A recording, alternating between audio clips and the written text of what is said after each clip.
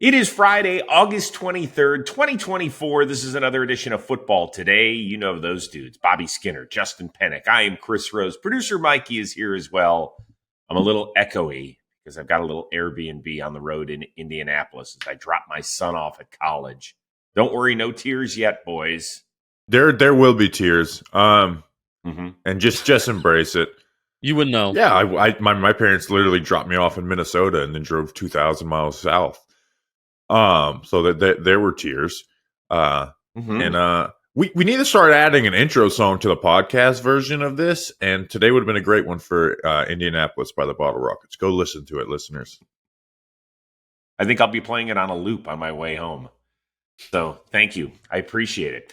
Today we're going to do something fun. We're going to do our preseason awards show, a little bit different. We'll save our real awards, MVP, Coach of the Year, our offensive rookie, all sorts of classic stuff coming up when we do our playoff predictions as well. Today is kind of our little fun awards, but hopefully some that you can carry with you throughout the 2024 season. So we'll get to all that momentarily.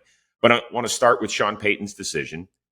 He has found his quarterback of the future, he certainly hopes. He is going with his first-rounder, Bo Nix. No big shock here. So I think the bigger question is, out of that group of 6 quarterbacks that went in the top 12 of the draft, let's put Caleb Williams off to the side because we all think he is the top dog in this group, unless I'm speaking for somebody, right? We all feel like he's the best one, right? Okay. How good a shot does Bo Nix have of being the next best out of that group of 6 for his entire career? Bobby, let's start with you. I don't think it's a great shot because, one, I'm a big believer of Drake May, but we're not working with like the greatest talent in the world, arm talent in the world, right? That's something that made Bo Nix QB6 in this class, is he probably has the least arm talent out of those 6 guys, even though it's adequate enough to be an NFL quarterback. But I liked Bo Nix's film, right? Like I think his film was better than JJ McCarthy.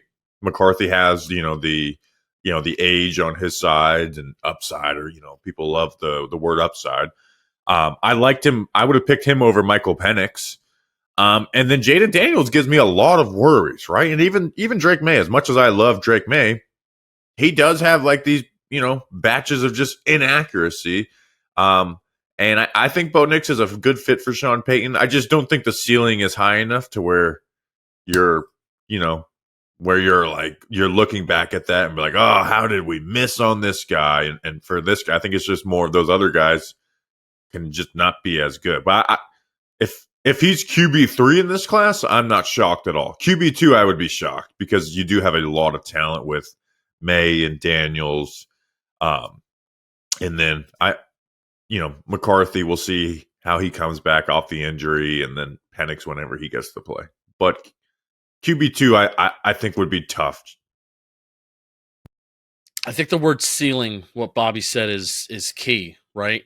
Because I think you're kind of even seeing it a little bit in the preseason, even though I'm not going to, I think Bo Nix this preseason has been good, but I think you're seeing exactly what we've talked about all offseason, where I think Bo Nix and the way that he's going to run the offense, in a way, it's going to be similar to the way that Russell Wilson ran the offense last year, which was overall efficient, except let's just not take a sack 1 out of every 5 plays, or and end drives basically, and limit those mistakes.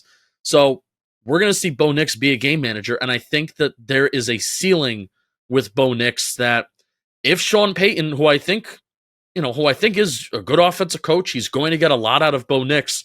We will eventually be having a conversation on this show. May not even be this year, probably maybe next year or even year 3 of, well, what's the ceiling of Bo Nix and has it been reached? And I don't think that's a bad thing for the Broncos based on the situation that they're in, which is not a good one. I actually think it's better than most people think. So usually when there's multiple quarterbacks taken in the first round, which is virtually every year, and it feels like the last several, there's at least 3, sometimes 4. We had 5 in 2021 and now 6 here in 2024. Like if we just go back to the 2021 class, or you could even use 2018 where there were 5 guys taken in the first round, and say like there's one that usually ends up being good to great, And then there's one that ends up being average to good. And then there's a couple that you're just like, yeesh, how do those guys make it in the first round? So I think that Bo Nix out of this group, where there were so many quarterback needy teams, has a decent chance of being the number 2 guy, because I don't think that he will end up costing you games. And I think sometimes in the NFL, that's good enough. Is it good enough to win a Super Bowl? Usually no. Is it good enough to get to the playoffs? Yeah. I mean, could I see him developing into Kirk Cousins? Kirk Cousins ended up having a really, really good skill set. But when he was drafted in the 4th round out of Michigan State, we were like, well, first of all, they just took RG3 with the 2nd overall pick in 2012. What are we doing taking a guy a few rounds later? He didn't really get to start until his age 27 season. I think he started 9 games his first 3 years, but they were like, come on, we've already got a guy.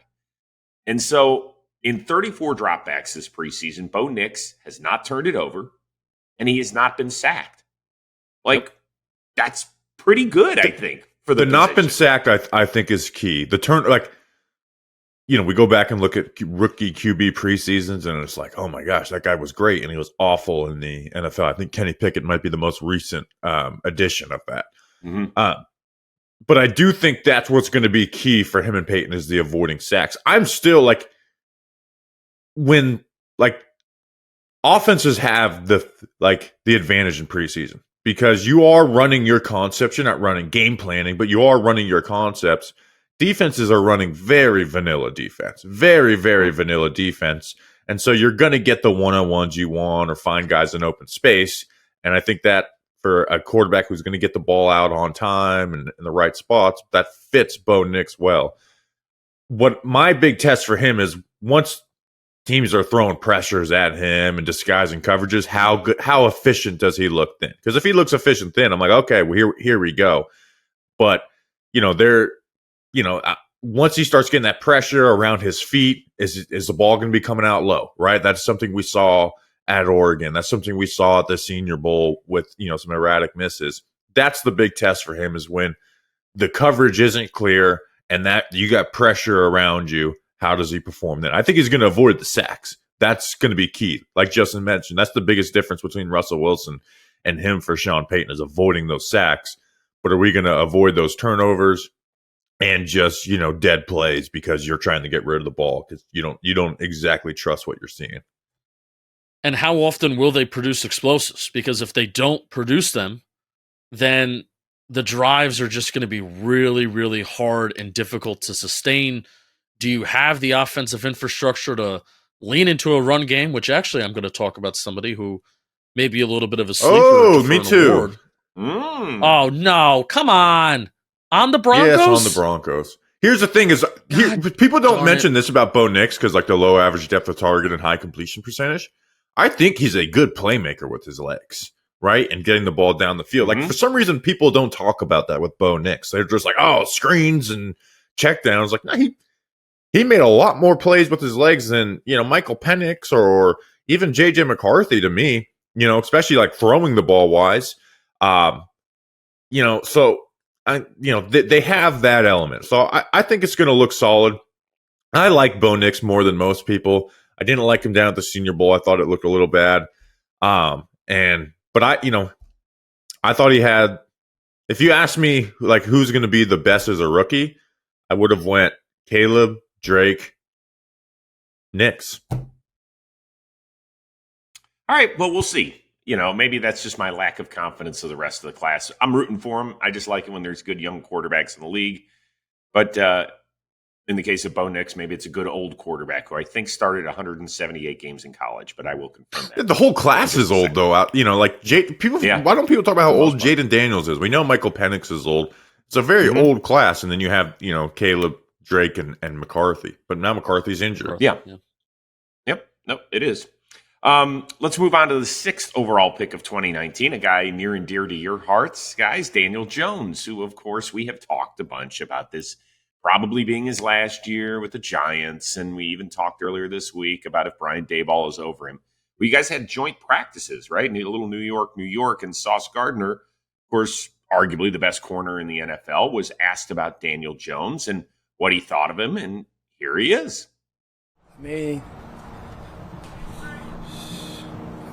I mean, the competitive periods, it was very competitive, man. It was great. Like, I had fun out there today, you know. I don't really know what to say. Like, Well, I don't think there's ever been a guy in NFL history, Justin Penik, who has said as much without saying anything. Which is weird because Sauce What, does say a lot. I feel like he's got like 10 tweets a day. Now, here's the thing. This is a little bit of Giants homer and me coming out. But you want to know why? I think guys can get away with this, specifically with Daniel Jones. You want to know why? In a league where everybody's best friends with each other, by the way, everybody's dapping each other up. We're trading away jerseys and this and that, and this guy's got aura and swag and blah, blah, blah. Daniel Jones isn't going to clap back to this. He's not. And even if he's asked about it, it's going to be, yeah, he's a good player. I'm worried about what I'm doing on the field. And that's it. And I think there's been some instances, Baker Mayfield a couple years ago too, says it's, Baker can get away with saying that stuff. And there were a couple years there where, he was the one that, lost that, and Daniel Jones made a playoff game and won a playoff game, had a playoff appearance. So I don't know, man. I think guys can do that to Daniel Jones because they just know that he's not going to clap back. Even though at the end of the day, Chris, I don't really care about it all that much, but I had that thought in the shower this morning. I'm like, what am I going to say? How am I going to respond to Chris? Well, how am I going to respond to Chris Rose when he asked me about this? And I said, that's exactly that, because Daniel Jones is the guy that will not clap back in a league where everybody is supposedly best friends with each other, by the way. Bang. For me, I don't know what the reaction is supposed to be. I mean, yeah, we talked about this is likely Daniel Jones last year as the Giants starting quarterback. Sauce is a really good corner. Let's hope those Jets make the playoffs finally. Bam. They did act like they hey, baseball today. Do you talk about the Mets acting like they win the World Series all the time, Chris? The Jets and the Mets have similar trajectories as just franchises and fan bases. And the Jets did yesterday act like they won a Super Bowl by winning the joint practice against the Giants. I mean, we saw a lot of that. Did you guys read what was going on with the Bengals and the Colts? That the Bengals defenders were barking at Anthony Richardson. See, I love that, though. Like the Sauce waving and stuff. I love. Obviously, my team was on the opposite side of it, so you do get like a little bit salty. But when my team's doing that, I love that shit. So like, I did read those quotes about the Bengals, like he's throwing to a spot, at Anthony. I love that type of stuff. So I love it. Like the Sauce Gardner, I don't really care about that, but like him waving, like, and Tyrod, barking at the sideline, like, good for you. When you do good, you get to do that. I'm a big fan of trash talk, so I like it. Again, am I a little bit salty because I was on the opposite end of it? Yes, absolutely. Do I want to say the stupid Twitter lines? Yes, but I'm not going to. What did you think about it, Rose? I will be honest with you. There's a little bit of me that felt bad for Daniel Jones. Like we're doing the whole low-hanging fruit. Like everybody keeps. Well, here's the thing. DJ was like one of the better performers for the Giants yesterday too in the joint practices. It sure as hell didn't sound like it if you ask the guy who's defending the receivers on the outside. It just is like, it feels like he's such a laughingstock in the league that, I mean, even most guys fake it. They'll be like, yeah, you know what? He made some good throws. It was good competition. Sauce Gardner literally had nothing to say. He's like, you could hear him under his breath go, God, what am I supposed to say? Like, did you? But he won't clap back. That's the thing. I understand that. I'm compared to Baker, even though Baker is obviously, in a much better spot than Daniel Jones, but go back to 2022 and the shoe was on the other foot, where Baker will clap back. Baker will talk that smack. He will say what he needs to say. And that's why I think people won't screw with him. Even though at one point he rightfully deserved it, because he would talk smack about people and then talk smack about Daniel Jones at one point. So that's why I think he's such a punching bag, because you know that it's a punching bag doesn't punch back.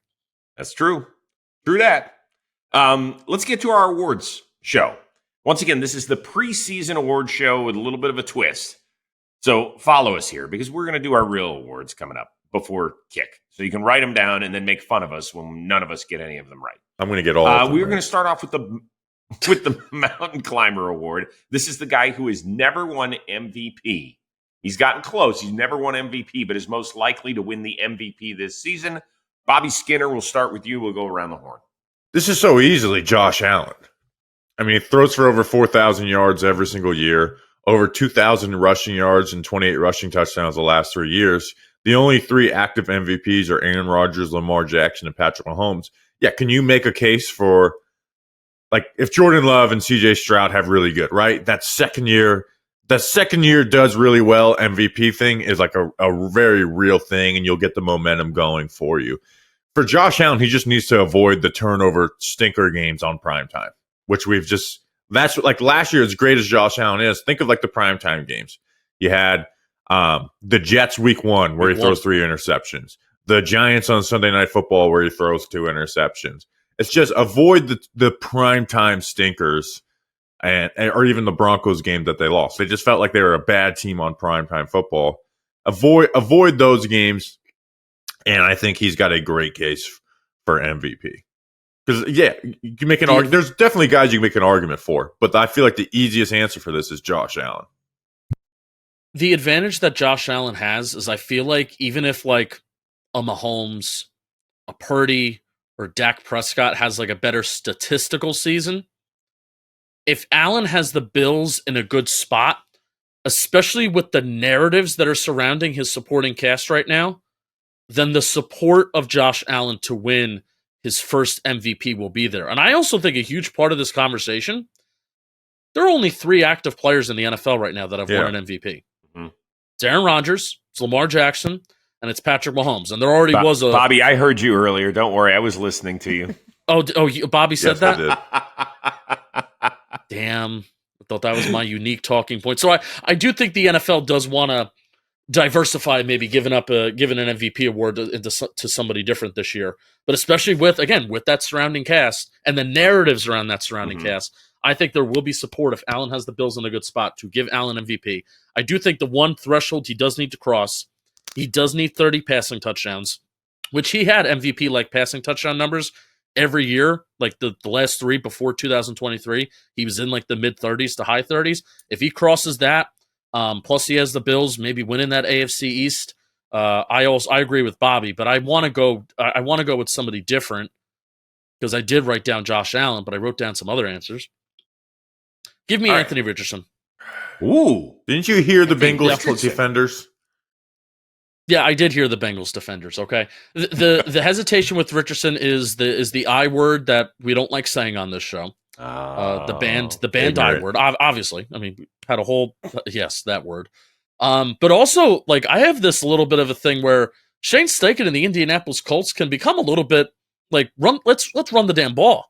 Let's be like the 2014 Dallas Cowboys and pound DeMarco Murray in the ground, and Tony Romo can just be efficient and complete like 68, 69% of his passes. So I have a little fun theory that the 2023 Colts can be like our 2014 Cowboys with such a talented offensive line. But if they want to let Anthony Richardson cook and eat, I think he can do that too. And I think I'll use the probability word. There's good odds on probability that Anthony Richardson could win, and there's some value there. I don't know if you guys know this, but there's only 3 active players who have won the MVP. It's Aaron Rodgers, Lamar Jackson, and Patrick Mahomes. So I wanted to start off by saying that. Did you also have that note? Has Matt Ryan officially retired or Adrian Peterson officially retired? And it also sucks we can't look at any skill positions because it shows we're not allowed to vote for wide receivers for MVP every year. Like, no, don't even bring it up, stupid. Hey, by the way, there's been more guys voted as the best player in the top 100 by his peers, more wide receivers voted as the number 1 player in the top 100 than have won league MVP. So just put that out there. The answer is Joe Burrow. I thought about that. Joe Burrow came close in 2022. He finished 4th.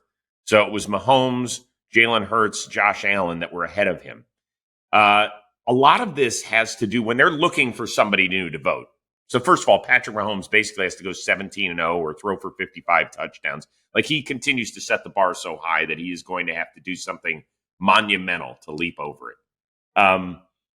I think that Josh Allen could be there, but I am worried that his team might take a step back. And if your team takes a step back, they're usually not going to put you a little higher individually.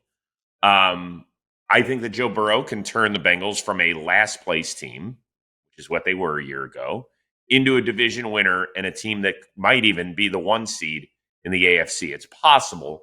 I think their schedule, because of the divisional play, is probably too tough for that. But I could see them easily winning the division from this standpoint.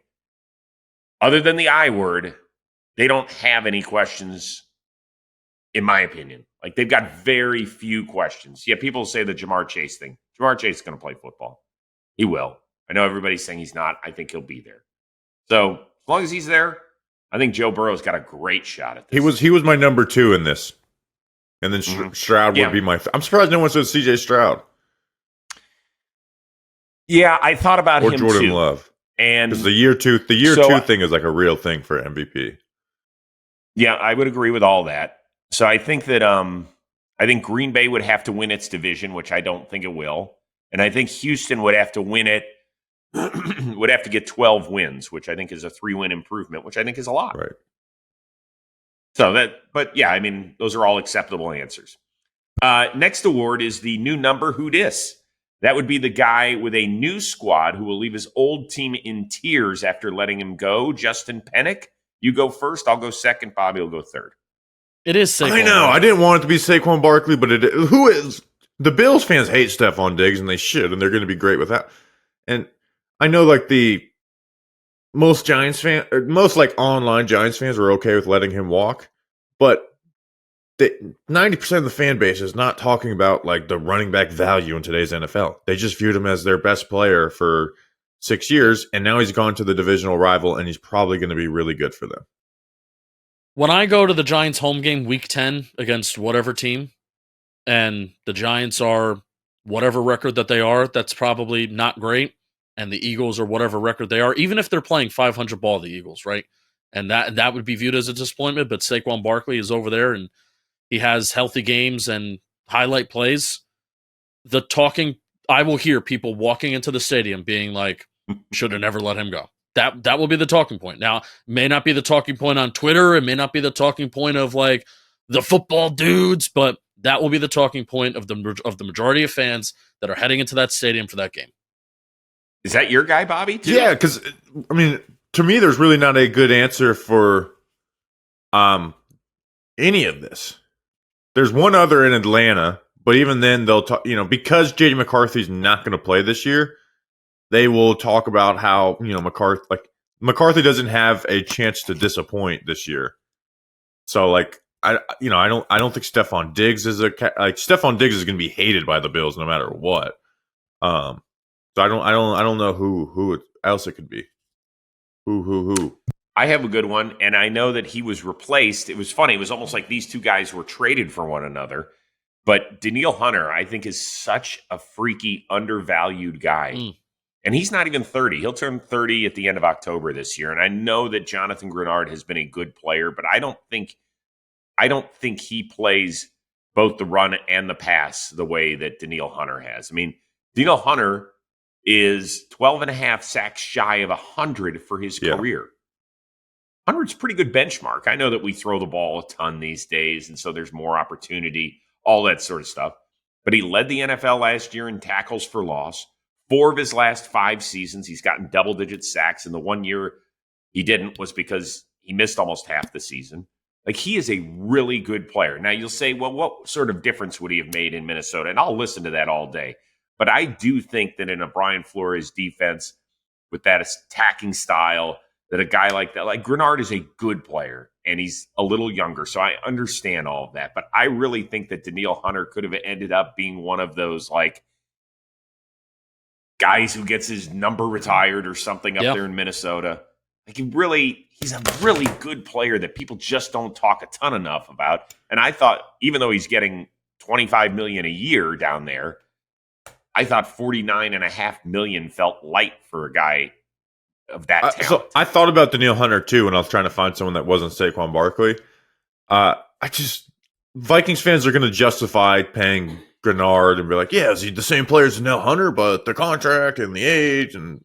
But they added Andrew Van Ginkel too, so it's like Van Ginkel plus Grenard for Danielle Hunter. I think. So I agree. Like he was my second choice in this. Actually, my third choice after Kirk. But I just feel like they're going to justify it a good bit. But I agree they should. Like Danielle Hunter's a fucking beast, and he's going to ball for Houston this year. All right. No love for Aaron Jones leaving Green Bay for Minnesota. Similar storyline to Saquon Barkley, except the Giants went and like, all right, they're paying Devin Singletary a little bit of money, and Josh Jacobs is getting good running back money, and I do not think he's going. The thing is I agree with that 100%, but the Packers are going to be better than the Vikings. It's true. And the Packers, I think, are going to be better than the Packers were last year. But Aaron Jones, when he came back from injury last year, he produced for them, and just as importantly, it's a huge loss for them. He's like a dude. He is a dude. He's a guy that guys gravitate toward. He can catch the ball out of the backfield exceptionally well. He's a great personality to have around. So it'll be interesting to see. I mean, Josh Jacobs, his yards got cut in half last season. He went from rushing champ to low 8s or whatever it was. Can I give you one that's very underrated that stuck out to me, and it's in my head? Yeah. Now Chris Rose, if I said this, you would be like, you would kick me off this show like immediately. Like this is the one that you decided. Never. I made a list of a bunch, but I'm not gonna go through all of them. But well, give us a list. All right. Yeah. So I'll say Tyler Boyd with Tennessee leaving for Cincinnati. Like, hey, you need to stay there. There's a slot question there. Opposite, but yeah. Snead going from Kansas City going to Tennessee. Thought about him. Ooh, that's a good one. Kevin Zeitler leaving the Ravens, going to the Lions on a 1-year deal. I feel like the Ravens could have maybe done that when they have offensive line question. But something that has stuck out to me from Washington camp over the last hearing things is that they don't like Jahan Dotson. Like they're on like the outs with Jahan Dotson over the last couple weeks. So Curtis Samuel leaving Washington and going to Buffalo. I think Curtis Samuel could have a fun year with Buffalo. I think Bobby, you're a big Curtis Samuel guy too.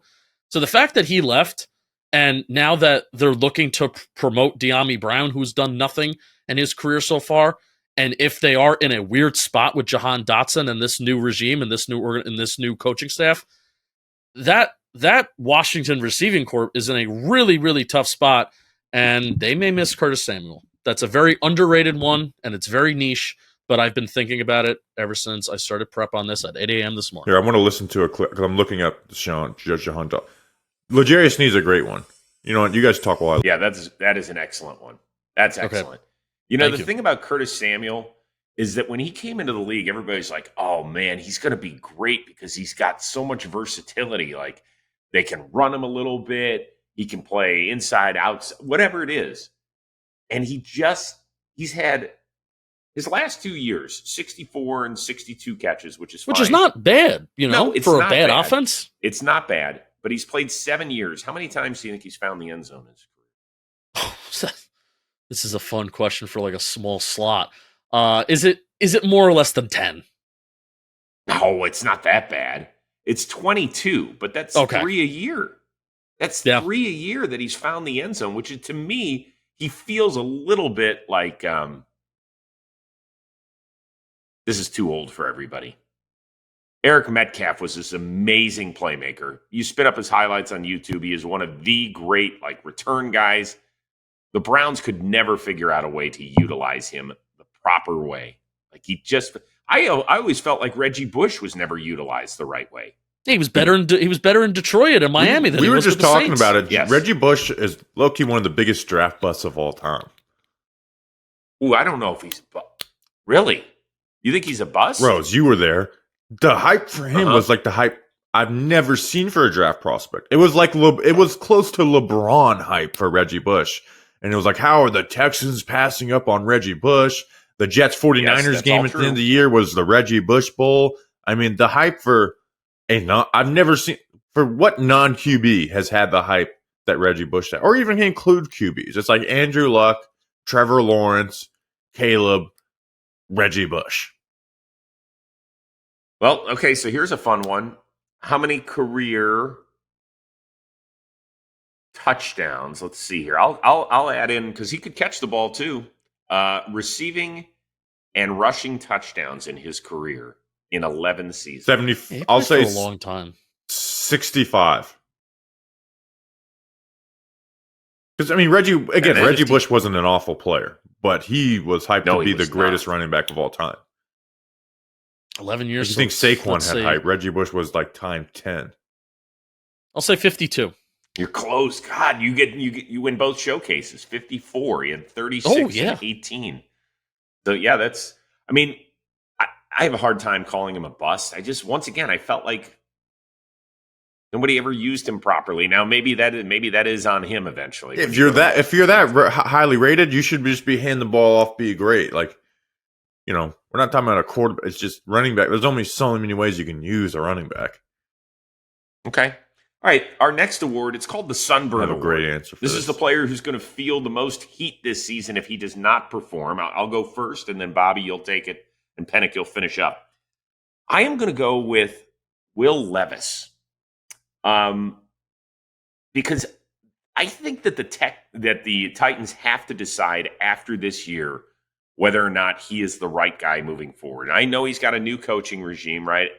But if he can't get it done with Brian Callahan there at the top, with his pops fixing the offensive line, with, you know, 3 decent receivers that are all veterans, D-Hop, assuming that he gets back early in the season, Calvin Ridley and Tyler Boyd, and kind of an interesting 1-2 punch of Pollard and Spears in the backfield. Like, I think this is his 1 year where he has to show that he can be a legit quarterback, because if not, remember, you only have a 4-year deal for those second-round picks. The window is shrinking. Just like I felt like there was pressure on Jordan Love to perform, there's pressure on Will. And Levis at times played well in his 9 starts. He didn't complete 60% of his passes. He only threw 8 touchdowns. We saw some good and some like, ugh. But I think that's why there's pressure on him. The thing with Levis is, one, I don't think people are expecting a lot of Levis. But I also think with next year's class, they'll probably be rolling with Levis next year. My answer is Kirk Cousins. Like, they have the replacement on they signed him and like, all right, here, welcome to the team, Kirk. Here's your replacement. And we're a team that's trying to win now. We just traded for Matthew Judon. We signed Justin Simmons. We got these playmakers who have been underutilized because of bad quarterback play. So don't you have 2 bad games in a row. You have 2 bad games in a row, and guess what? Our fan base is against you. Okay? And people, and there's going to be a handful of people in our locker room saying, man, remember Penik in that one preseason game? You know, they didn't play him for a reason. They really like him. I think it's Kirk Cousins. Like, they signed him and then drafted his replacement. It's a win-now team. And Kirk is a really good quarterback, but he is also someone who is capable of 2-3 bad games in a row as well. So, new offense, you know, my answer is Kirk Cousins. Me? Because there's a lot of different answers, like Aaron Rodgers. Like, who, like, you could say Aaron Rodgers, but who, what happens if they're going to put Tyrod Taylor in? Are the Tennessee Titans going to put, Mason Rudolph in? But you know what is under pressure with Aaron Rodgers is his legacy. His legacy. Like, have you ever? Everyone stop. Stop. Why? Is that your answer? Yes, this is my answer. For God's sakes, Penik. All right, go for it. Sorry, go for it. Because it's not necessarily, it's like, oh, what does this mean for Aaron Rodgers this 2024? My answer is Aaron Rodgers, because I was going, the exact question is what I was going to ask you guys is, what does this, like, how are we going to look at Aaron Rodgers' legacy if this year kind of crashes and burns? Whether that is due to health, and are we going to look at it, just unlucky, but he had one of the best stretches of football that we've ever seen in the early part of his career? Because part of me, even though they're very different players, Rodgers won all these MVPs, Rodgers took care of the football, and Brett Favre did not. But part of me, in a vacuum, will look at their careers very similarly. Brett Favre and Aaron Rodgers. One Super Bowl victory early on, and a lot of games, a lot of yards, and a ton of accolades that came after that. That's how you would summarize their 2 careers. And they both went to the Jets. Yeah, I mean, Aaron Rodgers is one of the greatest throwers of a football I've ever seen. Ever. There's not one throw. Like, I still remember the throw against Dallas in the playoffs where he's rolling left and it's almost like he walked down 35 yards and dropped it in Jared Cook's mitts that day. Like, that is, if you were ever to show how you play quarterback in the NFL, like, that would be one of the highlights you show. He is that good. But I think that when you talk about the way things ended in Green Bay, the fact that he wanted to go to the New York Jets, it's not like he was like, I want to go to the San Francisco 40. He wanted to go to the New York Jets because he wanted to show that he could be the guy that turns that franchise around. And then everything that has come surrounding him, other than one drive with the Jets, none of it's been about football. Yeah. And so you're right. He is kind of teetering on this very, very odd place in Legacyville. Yeah. Yeah, do you buy into that? I could see you being a person like Bobby, like, I don't really buy into that. They'll go down as one of the top 5 greatest quarterbacks ever. But, I mean, at the end of the day, take your football brain off of it, Bobby, for just a second. Can you understand why? I can understand why, but I think the average person has a lot more respect for the people who like don't like the personal side of Aaron Rodgers. Like, remember, it was Tom Brady versus Aaron Rodgers for like 10 years. Where people will be like, whoa, Rodgers is just much more talented. Brady, Brady's like that was the argument for like 10 years was like essentially Rodgers versus Brady. So I think, and and me personally, like, if he can only add to his legacy at this point. I don't think there can be anything taken away from his legacy. 4-time MVP, I believe. Super Bowl champion. Yeah, like the only thing he can do is add to his legacy. Yeah. I don't know, man. There's going to be people that are like, well, Jim Plunkett's got 2 Super Bowls, and Aaron Rodgers has been to one. Not won one. He's been to one. Sure, I mean, Peyton essentially won one.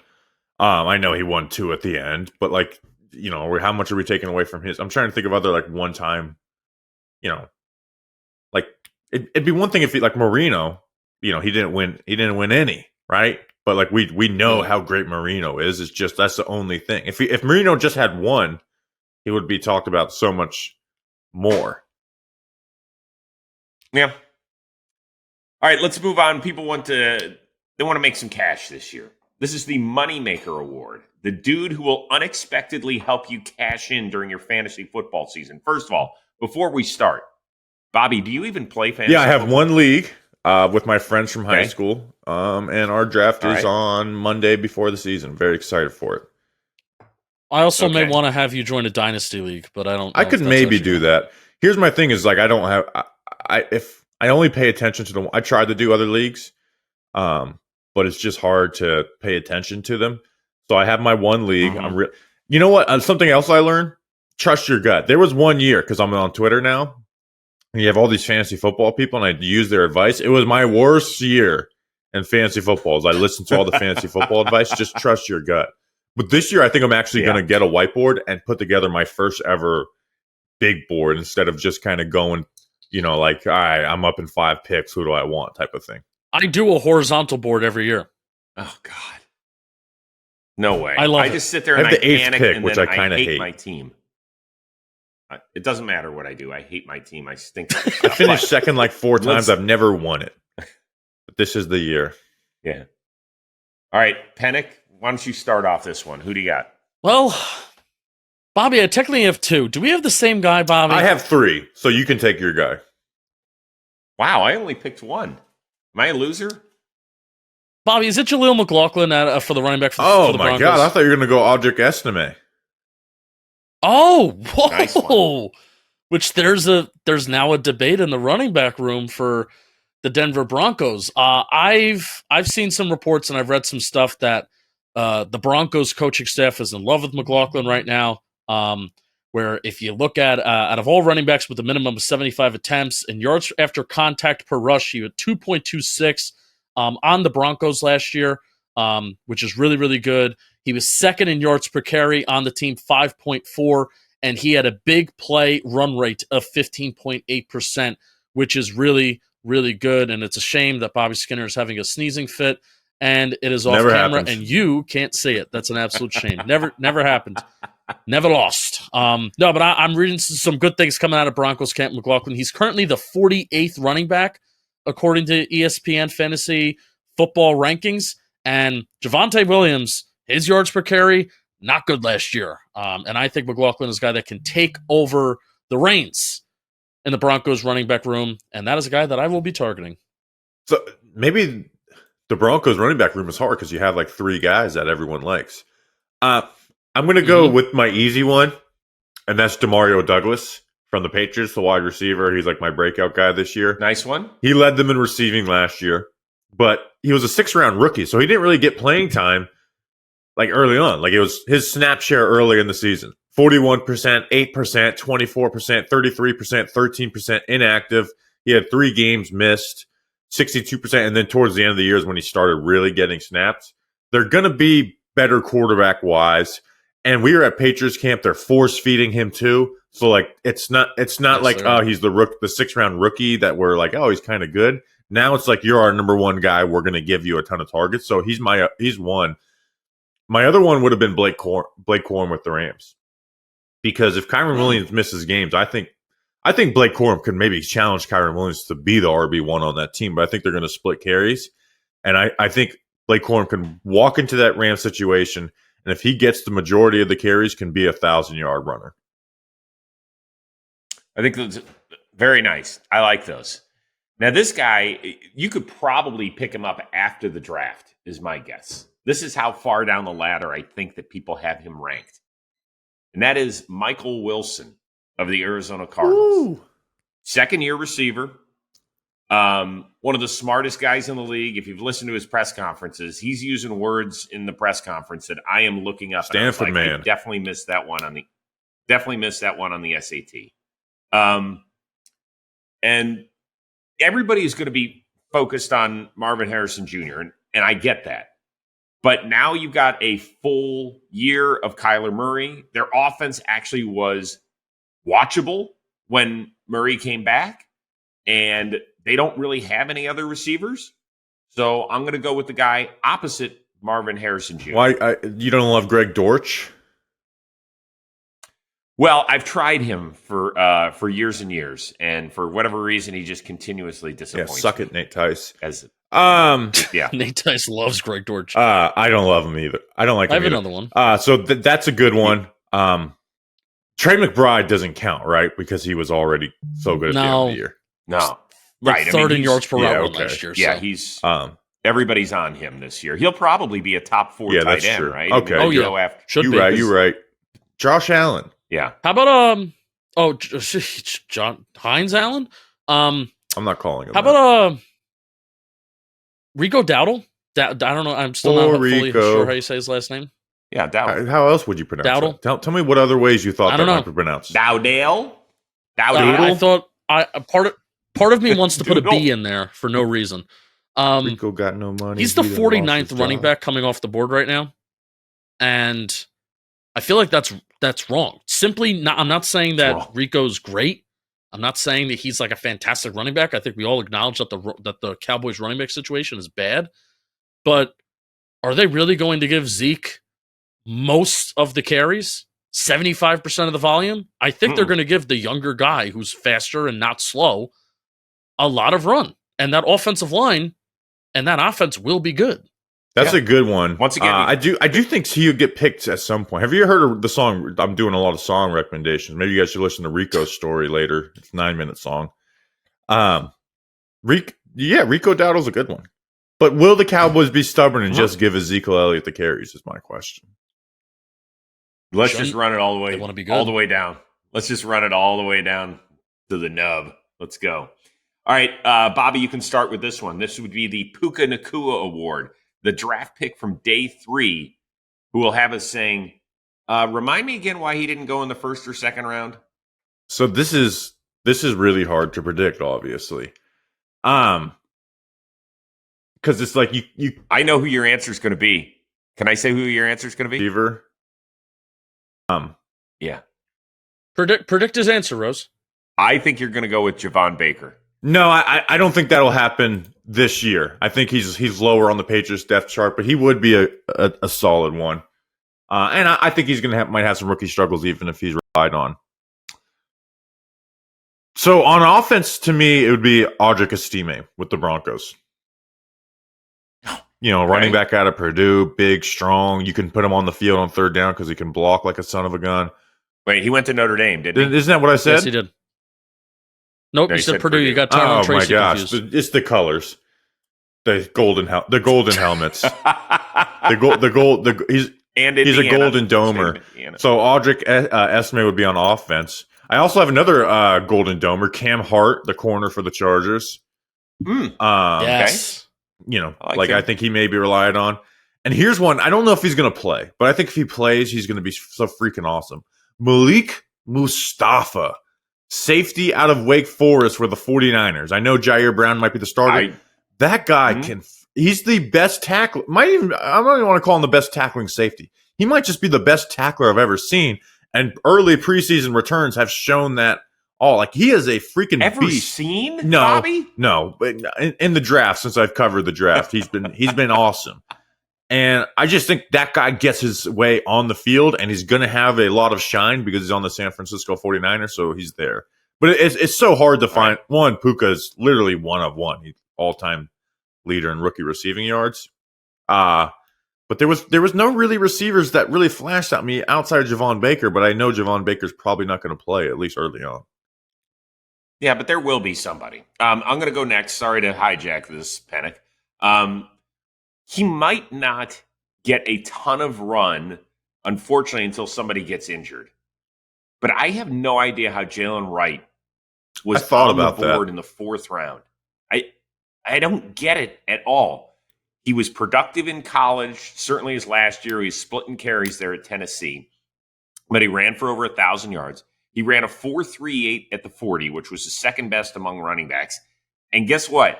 You know who was pissed that he got this guy fell all the way to the fourth round? Jalen Wright. He posted on X, he said, they done effed up. So guess what?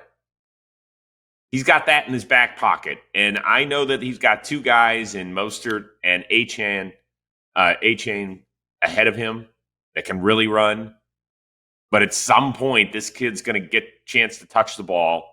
And it might not even be this year, but it might be next year when they start kind of manipulating the salary cap and Raheem Mostert might be somewhere else where we go, that dude should not have been a fourth. Yeah, he's a perfect fit for the Miami Dolphins specifically. If he was on any other team, I'd have a little more worries. I think he had 5 carries versus stack box in his entire career at Tennessee. But going to Miami is a perfect fit for him. So I like that one. But Justin thinks that's the best running back room in the NFL. Yeah, I think it's pretty talented. I agree. Penik? You gotta call me out like that. What?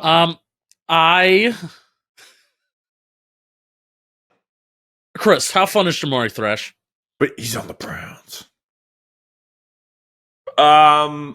He's done some good things here in the preseason. I got to be honest with you. He's going to have a hard time making the team. Woo! Where'd they draft him in the 5th round? What? He's a fifth rounder. I know, but listen, here's your top 4. And this is a lock because the 4th guy didn't even play last week. Cooper, Elijah Moore, Jerry Jeudy, Cedric Tillman. That's the top 4. They love David Bell, if you remember him from Purdue. a couple years ago, out of Notre Purdue. Dame. Out of Notre Dame. Big Ten receiver of the year that Olave and Garrett Wilson were also still in the Big Ten. So they love him. So you're talking about if we keep a 6th receiver in Cleveland, then it is Jamari Thrash, I would think. I really think Jamari Thrash is better than Cedric Tillman. I do. No. No? All right. Well, you shot down. Where did you shot down my Jackson get drafted theory. to? I think he got drafted to the Titans. Yes, I just saw him play the other day. Maybe he could be it. He was this year's short king at the short kings at the Senior Bowl can do this. Tank Dell last year. Whoever the short king of the Senior Bowl is always pops off. Penik, Except for did I ruin your Demetric day? Fulton, your boy. No, you didn't fully ruin my day. You only partially ruined my day. I'm Okay. going down to Atlantic City after this. So great. can Okay. ruin my You day. enjoy that. In Atlantic But I mean, City. I've seen some good training Ever camp heard that clips of song? Jamari Thrash. There's this one play that he had against the Vikings where like two guys are trying to tackle him at one time. He breaks out of that, gets yards after the catch. Loved him down at the Senior Bowl. Thought he was just a dude that got open in college. So like if he does make the team, and if the Browns have been known to have an injury or two happen to them as the years have gone on, I think Jamari Thrash could get a shot if he makes the team. Bobby, I'm surprised you didn't say Jeremiah Trotter out of the. I thought about it. That was taken in round 5. I thought about it. Had an interception against the Pats in joint practice with the first team. So that's another one that I had written down. I had Thrash as a late third rounder. How about that? I had him right after Jalen Polk. Yeah, listen, I'm not saying that he hasn't. He's done good things. It's just that I do think they'll keep him in part because both Cooper and Elijah Moore are free agents after this year. So they're going to need somebody. They extended Jerry Jeudy before he really ever set foot in the building. We can talk about that, whether it's smart or not, but they did do that. This is the last award, and I guess I'll lead off on this. It is called the Bite Me Award. It is the player or coach that will continually give us the best sound bites throughout the season. And I think there is really only one right answer to this. And that would be the last pick of the first round by the Carolina Panthers. Xavier Legette, who has just been a social media phenomenon. That guy could do anything. He could do the weather. He could read a phone book. We're looking for a new weatherman on Whatever it Talking is. Giants. Ooh, there you go. Call it in. It is. He is one of a kind. So he'll keep me laughing. Maybe we'll have him on the show today or at some point. Will you? Maybe he'll be the weatherman for Talking Giants. Worker Connections, Rose. I'm going to go the opposite of the first round. Caleb Williams. I think he's going to give us soundbite after soundbite after soundbite, either positive or negative, right? If they're not doing as well, he's going to be reaction to whatever he says. People will hate on him. And then the opposite, if they're doing well, he's going to be confident. He's going to give you some good soundbites. Okay. Mike McDaniel is a very funny person. Yeah, he is. He's great. I think that will continue. Yep. And I'd be interested to see if they start maybe losing a little bit, and if things start going wrong, does he get more snarky? Does he get nicer? So how is that actually gonna go down when you're not performing like the they greatest also show on wear turf, thin too, because people are like, I hate this guy. Why is he smiling? I've already seen a little bit of that within Dolphins fans. A low key one would be Robert Saleh, because he just says after every Jets win, he kind of says something dumb. And they're probably going to win a lot more this year. That's interesting. Did you guys see the social media clip or just the pictures of Mike McDaniel on like how he looked when he got the job in Miami and how he looks now? And it's like, see what South Beach does to you in 2 years. He is the super coolest geeky guy around. Oh yeah, he really is. He's always been that. Yeah, he's awesome. All right, so we got cut down day coming up on the 27th. Ooh. So we'll have some finalized rosters ish to talk about. Rank our waiver Never your claims. True 53. Yeah, exactly. Wait till the guys make it on the final roster. They're guys like 51, 52, and 53, and they're like, yes. And then like 7 hours later, they're like, oh shit, I gotta pack. Here's an award. Who is the guy who gets cut, but draft Twitter liked him, and for the next 3 years, every time he gets cut, every team thinks that they can fix him? Well, last year would have been Darius Rush. Next week, because there's probably going to be a realistic guy that we can throw in there. Johnny Wilson. Oh, Johnny Wilson would be a great one. Even Jaheim Bell out of FSU with the Patriots. Where did Johnny Wilson end up? He's on the Eagles. Rose, he was taking first team snaps with the Eagles at joint practices. We were shocked. At tight end. No, at tight end. And at wide receiver. Yes. Tight end and wide receiver. They just hey, where's your boy? Where's Uzoma gonna end up? Have you talked to him lately? No. I haven't. I know he's a new daddy, so he's kind of focused on that sort of stuff. We get him on the Giants. How about that? We could use him. All right, boys. Appreciate you having a little fun with our goofy awards, courtesy of me. Oh, this was fun. I'm excited for Cam Hart to be really good this year, and then I get to pull back this clip. He was also in my Giants mock draft. So we're all going to nail one of these.